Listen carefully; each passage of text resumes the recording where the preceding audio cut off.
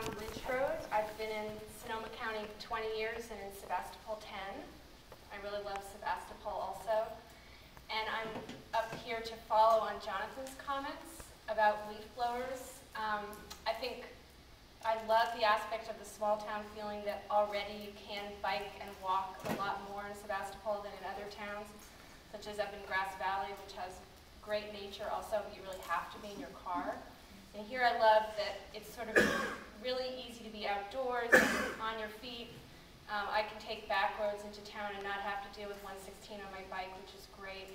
However, the issue of noise I see is as important to track and think about as the issue of traffic, because it could come at us worse than we realize in the future. I personally had a gardening team that my landlady hired that had leaf blowers, and I worked from home, and I found it impossible to do my work when the leaf blowers were going. And before that team came on, there had been another team that just raked and got the job done just fine. Eventually I had to go out and argue with this guy to get him to stop using the leaf blower, and he argued back at me. It was really awful, but however I prevailed and they stopped using the leaf blowers. So I have to say, now I'm really enjoying the peacefulness of my neighborhood, but I am one of those people, and there's many around that are sensitive to the noise of it, and it's incredibly aggravating to have to never know when you're going to be interrupted by that.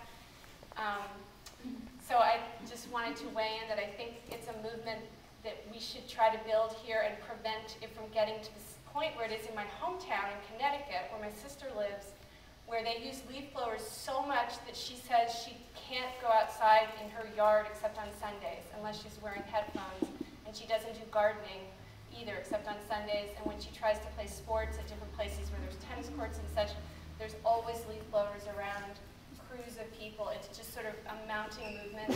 She tried to get involved a couple of years ago, and she gave up because the powers that be that were pro-landscape with big machines was so big.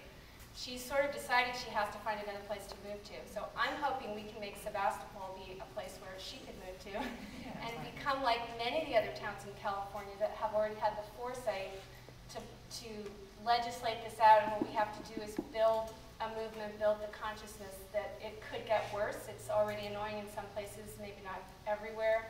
But we need to encourage green landscapers to use rakes and brooms the old-fashioned way and support them and just, I think, spread the word.